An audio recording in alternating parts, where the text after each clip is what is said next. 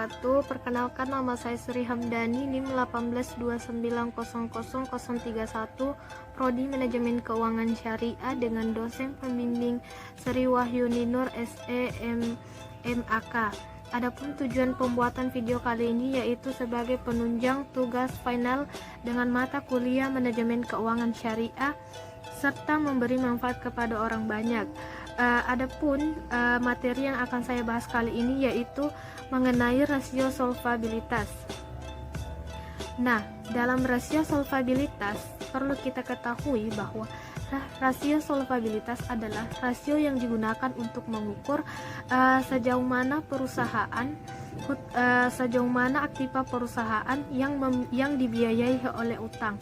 Artinya adalah seberapa besar beban utang yang dimiliki oleh perusahaan berdasarkan aktivanya, serta untuk menilai seberapa besar kemampuan dalam suatu perusahaan untuk melunasi semua hutang jangka panjang maupun jangka pendeknya dengan aktiva yang dimiliki dan kekayaannya yang dimiliki oleh suatu perusahaan tersebut.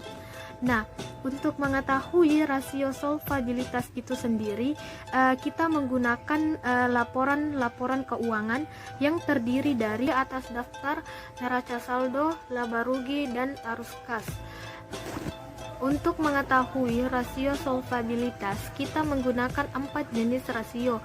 Yang pertama adalah debit to asset ratio atau rasio hutang terhadap aktiva, yaitu rasio yang digunakan untuk mengukur perbandingan antara total utang dan total aktiva, atau mengetahui seberapa besar aktiva perusahaan dibiayai oleh utang atau seberapa besar utang perusahaan berpengaruh terhadap pengelolaan utang. Yang kedua adalah debit to equity ratio atau rasio utang terhadap ekuitas, yaitu rasio yang digunakan untuk menilai utang dengan ekuitas dengan cara penyelesaian dengan membandingkan seluruh utang termasuk hutang lancar dengan seluruh ekuitas. Rasio ini berguna untuk persediaan pinjaman kreditur dengan pemilik perusahaan yang berfungsi untuk memenuhi setiap rupiah modal sendiri yang dijadikan jaminan utang. Yang ketiga adalah long term debit to equity ratio atau hutang jangka panjang terhadap ekuitas, yaitu rasio antar utang jangka panjang dengan modal sendiri. Tujuannya untuk mengukur berapa bagian dari setiap rupiah modal sendiri yang dijadikan jaminan utang jangka panjang. Yang keempat adalah times interim earned, yaitu rasio untuk mencari jumlah kali perolehan bunga. Rasio ini diartikan juga sebagai kemampuan perusahaan untuk membayar biaya bunga.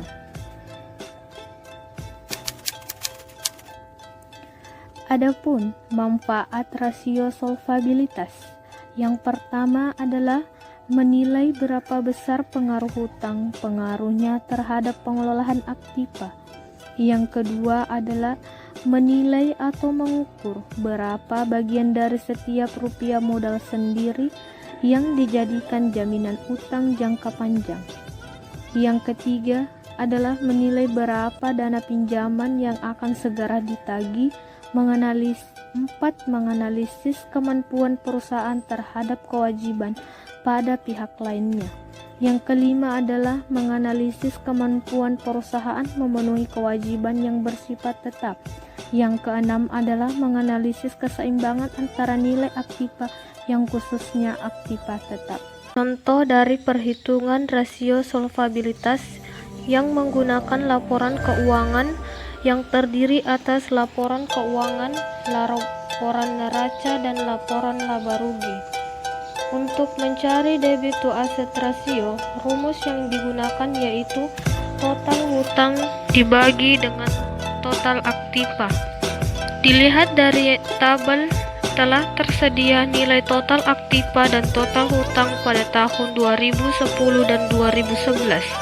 Untuk mencari hasil debit to asset ratio dengan menggunakan total hutang dengan total aktiva seperti berikut.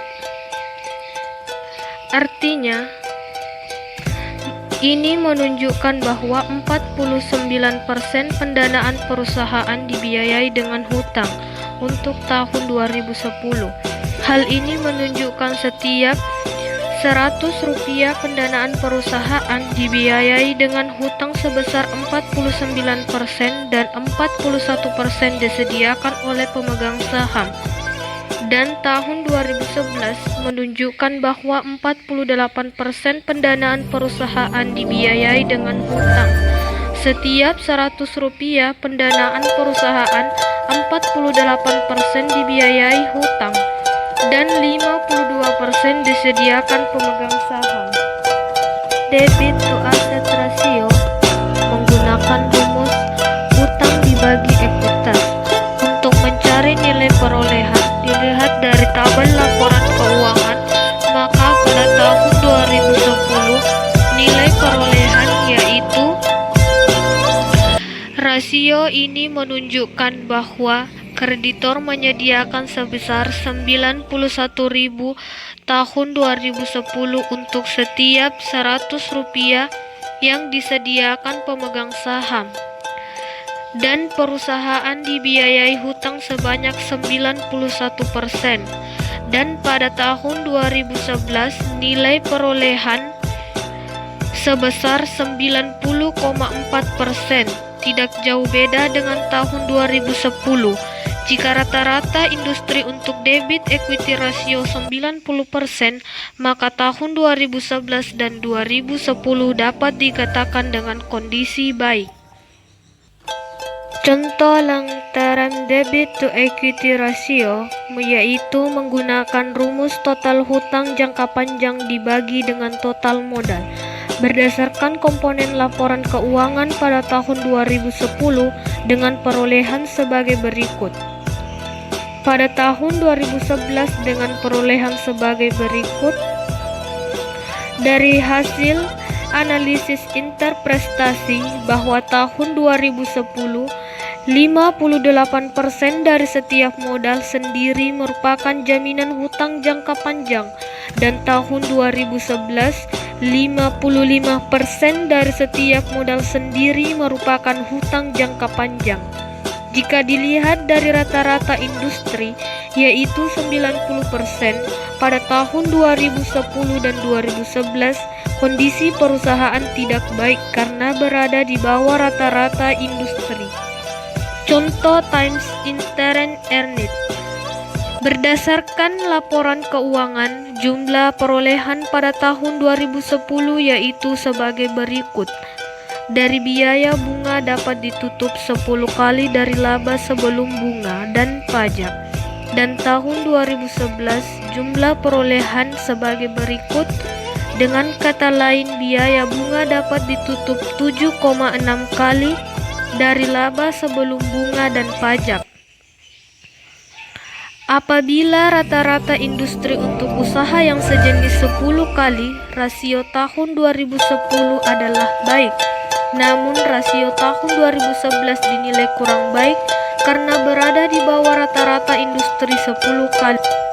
Dampaknya, hal ini dapat menyulitkan perusahaan untuk memperoleh pinjaman di masa yang akan datang. Adapun hasil pengukuran dari 4 rasio solvabilitas. Solvabilitas merupakan suatu kemampuan perusahaan dalam melunasi hutangnya dengan menjaminkan semua aset yang dimiliki sebagai penjamin hutangnya. Solvabilitas dalam suatu perusahaan sangatlah penting karena hal tersebut kita dapat mengetahui kemampuan suatu perusahaan sampai mana, karena dalam hal itu kita dapat mengukur berapa hutang dan berapa aset yang dimiliki dalam suatu perusahaan, sehingga kita dapat menentukan kapan dan bagaimana kita dapat membayar hutang jangka panjang maupun hutang jangka pendek berdasarkan aset yang kita miliki. Mungkin itu yang dapat saya sampaikan. Wabillahi taufiq wal hidayah. Wassalamualaikum warahmatullahi wabarakatuh.